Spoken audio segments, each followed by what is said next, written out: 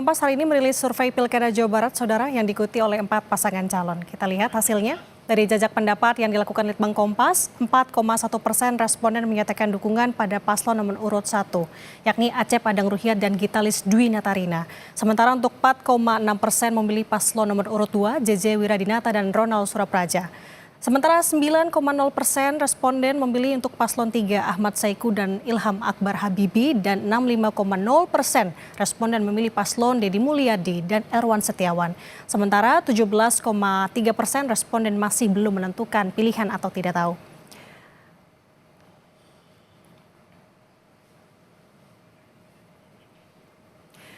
Survei Litbang Kompas, Saudara, menampilkan data elektabilitas paslon Pilkada Jawa Barat 2024 berdasarkan alasan memilih.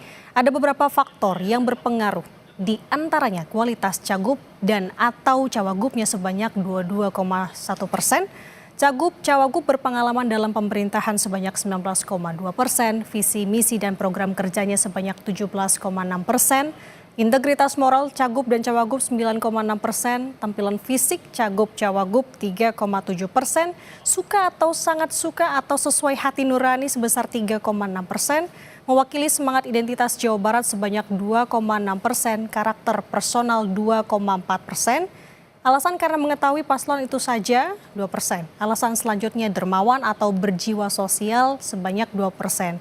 Pilihan keluarga, kerabat, atau orang terdekat di 1,9%, publik figur atau orang terkenal sebanyak 1,8%, suka belusukan atau berbaur dengan masyarakat sebanyak 1,3%, lainnya 7,8% dan menjawab tidak tahu sebesar 2,6%. Kemudian bila berdasarkan pertimbangan memilih, Saudara, ada sejumlah faktor yang mempengaruhi sosok cagup mengambil persentase tertinggi di sini, yakni 54,2%. Sosok cawagup di 8,2%, tidak keduanya di 35,8%, dan tidak tahu 0,7% dan tidak menjawab 1,2%. Nah, Mas Rangga, kalau melihat dari hasil survei ini, ternyata kualitas ini masih di urutan pertama. Kenapa demikian? Kita jelaskan itu dulu. Iya, Mbak. Jadi memang tadi ya, kualitas dari cagup dan cawagup itu memang dilihat sebagai suatu yang faktor yang paling menentukan begitu ya, atau yang paling dilihat oleh para responden kita. Itu mengungguli soal visi misi, kemudian pengalaman juga. Tapi tadi menarik juga ya bahwa pengalaman paslon ini ya di pemerintahan itu juga jadi pertimbangan yang cukup besar juga gitu, Mbak. Jadi memang kombinasi ya antara pertama tadi karakter, kualitas ya. Oke, kita bisa kualitas itu juga ya mungkin di layar. Ya, kualitas itu kan juga merepresentasikan mungkin background pendidikannya gitu, kemudian background apa yang sudah pernah dicapai begitu ya. Kira-kira capaiannya mungkin di politik seperti apa. Oke, berarti kalau melihat sosok cagup atau cawagupnya berpengalaman dalam pemerintahan, ini tampaknya masih kalah dari melihat sosok dari cagup ini sendiri, ya Mas Rangga. Kalau untuk cawagupnya sendiri, seperti apa? Apakah sangat berpengaruh dibandingkan cagupnya? Kalau tadi lihat dari data kita ya Mbak, ya memang faktor cagup ini jauh lebih besar gitu dibandingkan dengan faktor dari cawagup. Oke. Di cagup itu kan mayoritas ya, artinya 50% lebih begitu. Jadi pertimbangan yang lebih diutamakan oleh respon kita dibandingkan dengan sosok cawagupnya begitu. Nah di sini sosok cawagup itu hanya sekitar 8,2%.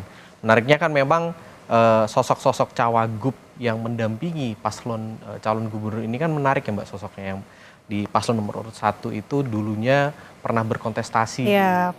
Sebuah event yang cukup besar begitu, yang kemudian di paslon nomor urut 2 juga kan pernah terjun ke dunia entertain juga gitu. Paslon nomor urut 3 itu putra dari presiden begitu ya, dan yang terakhir punya afiliasi yang cukup besar dengan klub bola, salah satu klub bola yang populer begitu di Jawa Barat. Nah tapi ternyata memang sosok cawagup ini relatif tidak berpengaruh besar begitu Mbak ke bagaimana kemudian responden itu menentukan pilihannya. Yang menarik juga sebenarnya di sini ada jawaban tidak keduanya begitu ya, sekitar 35,8%. Nah, ini dugaan kita itu adalah bagaimana kemudian pemilih itu berhasil diarahkan atau diyakinkan bukan hanya dari sosok cagup atau cawagup, tapi mungkin faktor di luar itu, Mbak. Faktor di luar itu bisa jadi misalnya pertama adalah keluarganya begitu. Oke. Yang misalnya ada fenomena begitu ya di beberapa daerah di Indonesia di mana satu keluarga itu misalnya one vote begitu ya. Jika satu kepala keluarga itu menyatakan dukungannya ke pilihan tertentu kemudian mengikuti begitu ya. Oke. Nah, kemudian bisa juga dari mungkin kolega, teman atau tetangga begitu ya, orang-orang sekitar yang kemudian mempengaruhi pilihan dari para pemilih. Nah, ini juga besarannya cukup menarik ya, 35,8%. Berarti artinya di tidak keduanya di 35,8% ini terdiri dari orang-orang yang sebenarnya masih bingung dan masih banyak faktor di lainnya seperti tadi ada pengaruh teman, keluarga, dia akhirnya masih belum tahu lah kemana gitu. Baik Ya. sosok cagup ataupun cawagupnya. Nah kalau melihat dari angka-angka ini Mas, sebesar apa sih maksudnya kalau melihat dari sosok cagup dan kualitasnya begitu ya, yang dilihat itu apa terkait dengan apakah tadi visi misinya juga ini di peringkat kedua begitu kan? Yang ketiga. Ketiga, setelah kualitas dan habis itu visi misi. Nah, sebenarnya yang diperhatikan dari pemilih itu apa sih Mas dari paslon ini untuknya khususnya di Pilgub Jawa Barat?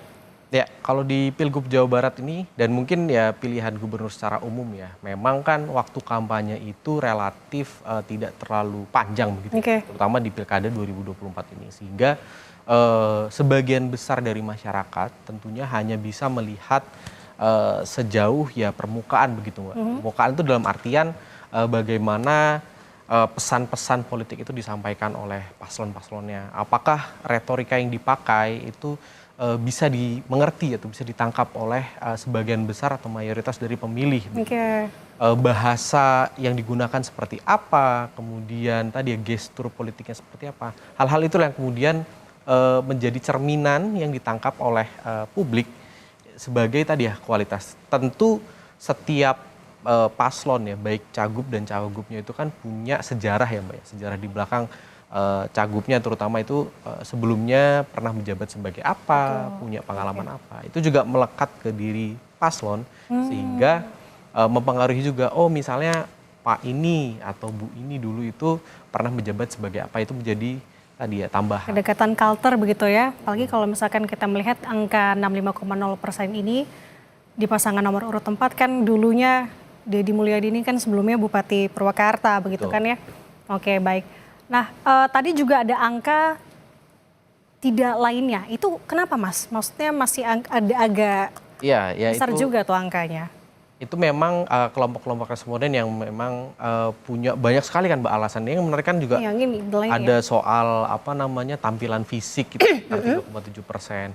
Kemudian integritas moral cagup dan cawagup ini juga kan menarik ya, cukup besar 9,6%. Itu juga mungkin berhubungan dengan ketakutan atau kekhawatiran dari publik begitu, agar kemudian hari itu jangan sampai cagup maupun cawagupnya itu terjerat kasus-kasus misalnya korupsi begitu ya terkait dengan integritas. Kemudian tadi ya yang soal lainnya 7,8% itu adalah alasan-alasan lain yang memang kalau kita jabarkan itu akan terlalu panjang nanti Mbak. Tapi ini menarik Mas yang soal suka belusukan dan berbaur dengan masyarakat. Tampaknya ini tidak terlalu tinggi, angkanya di 1,3 dibandingkan dengan angka-angka lainnya. Berarti masyarakat Jawa Barat tidak terlalu suka dengan yang langsung turun ke lapangan atau seperti apa? Melihat. Mungkin pengertiannya adalah itu tetap menjadi sesuatu yang mungkin dilihat begitu ya. Oke. Tapi bagi publik bagaimana, karena pilkada itu kan cara masyarakat untuk menggantungkan harapannya begitu Mbak. Oke. Harapannya agar di kemudian hari hidupnya akan semakin makmur, akan semakin lebih baik begitu ya. Dan tentunya harapan itu digantungkan kepada cagup dan cawagup yang pertama tadi kualitasnya harus oke. Makanya kemudian pengalaman dalam pemerintahan. Jadi yang dipilih bukan orang yang coba-coba begitu ya, yang belum pernah tahu begitu. Dan yang ketiga adalah tadi visi misi dan program kerjanya. Kira-kira apa yang ditawarkan sehingga tadi harapan itu nggak cuman bertepuk sebelah tangan nantinya begitu Mbak.